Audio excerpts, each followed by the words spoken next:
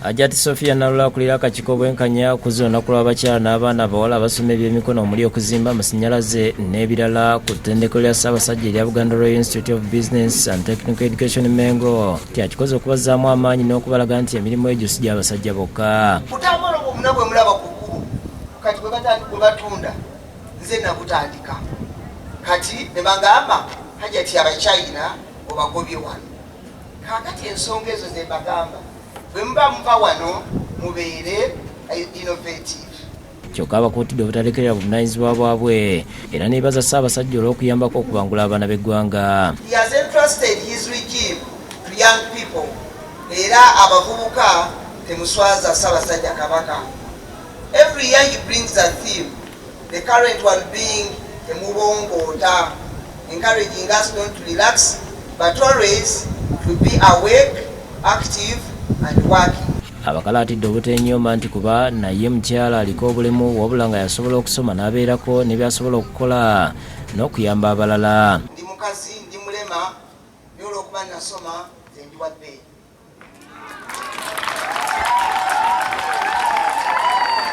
Abasomesa abakyala n'amyuka ddiini w'ettendekero lino Hajjat Rahma Kasenene beebazizza Hajjat Nalule olw'okuza olunaku luno nabo. Let us stay on the journey of success. Also, let us embrace continuous learning. Some of the people in the community don't know our demands, but on this day we need to identify our demands and then tell the community what we want. I always remind myself that there are certain actions or utterances I'm supposed to say to students, fellow teachers, all my employers, all in any office I go. Ye Kayunga akakiiko bwenkanya kafulumizza alipoota eraze nti wakyaliwo okunyigirizibwa n'okusinga ku ngeri y'okutuuka wali empeereza za gavumenti. Patricia Babiri Issa Abiri agambye nti mbimu okubizuuliddwa mulimu enkola ya ssente za PDM nga bangi bakyazikonga lusu. Mpozi akakwakuliza akavuddeyo olwaleero ekubeera ng'empapula ze bafunirako ssente ziri mu lufuutifuuti mu luzungu nga zeetaaga okuzza mu lulimi olutegeerekeka. Kyokka asimye abaddukanya enkola y'okugabira abakadde ssente nti bafuye okuzibatuusaako. Naye era wakyaliwo obwetaavu okulaba nti era ate ku sayidi eri bafiibwako nnyo mu puroguramu z'endala. Amyuka akulira ebyobulamu e Kayunga Olivia Businje Kakipusi agambye nti abaana abasoma abawangaalira ku mpeke z'oweeza akawuka ka mukenenya nabo bakyakaluubirirwa. Eddagala ne limuggwako tagenda kugamba headmaster, tagenda kugamba school nurse, tagenda kugamba ani ne wetanga ng'omwana oyo asirise. Ne tubaayo n'abamu eddagala lino tumanyi lirina okulya endya yaffe y'abaana b'amasomero ogimanyi. Yakulira Nodipo wa Easter Kyozira agumizza abaliko obulemu obuteevuma kye bali nti kuba buli muntu yatondebwa mu kifaananyi kya Katonda.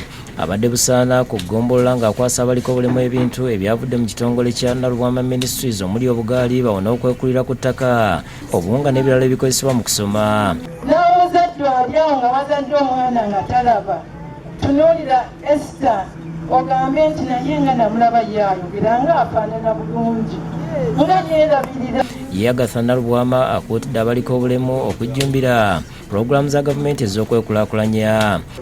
Era abakulembeze babagambye nti pulogulaamu za gavumenti zaffe okuzeenyigiramu bw'oba nga tozeenyigiddeemu togenda kusobola kuganyulwa.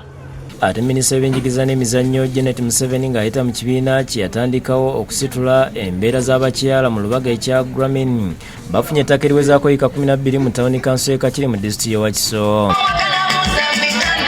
Sipiika w'eggombolola y'olubaga Musa Mbazira akulembeddemu enteekateeka eno yeegatiddwako omuwabuzi wa pulezidenti ku nsonga z'ebyobufuzi mu Kampala Ssaabasajja okukwasa abakyala bano ettaka lino. Bazira agambye nti balyegulidde ku kibanja mpola nga ssente babadde bazitereka mu kibiina kya Grameen. Tusuubira n'okuba n'abantu nga 15 ku yiika 12 eziri wano naye nga tusuubira okugaziya. Ssaabasajja abamu ku bakyala ne Moses Luyindo omu ku baddukanya enteekateeka ya Grameen boogedde ku nteekateeka eno.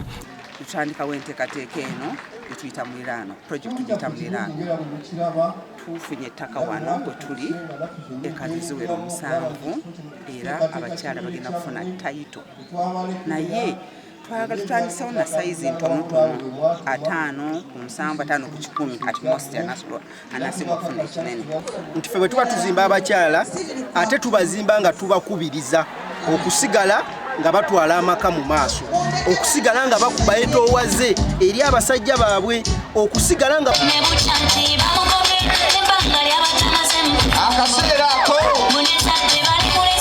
Boba na kibiina ky'NUP abakyala beegattira mu Shiniti nga bakulembeddwa Silivia Namutyaba olunaku lwabwe tebalukuluziza bulungi nti olw'abamu ku bantu baabwe okuba nga tebamanyiddwako mayitire. Ambira ababba baffe ensonga ekintu ky'okuwamba Abannayuganda wadde basinga bawamba baami kisinga kunyigiriza ffe ng'abakyala. Tulina nsonga etucelebratingsa era omwaka oguwedde ffe bakyala be bamu abaateekawo ensonga eyo ebuuza baganda baffe nga kuliko bannyinaffe, kuliko batabani baffe, kuliko abaana baffe.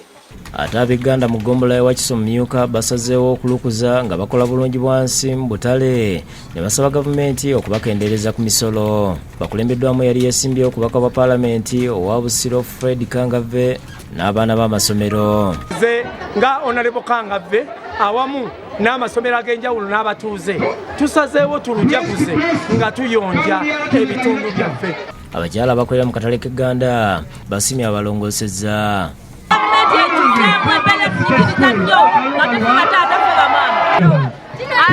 batukoze bulungi, bajja ne batulongoosa katale kaffe tulidde bulungi.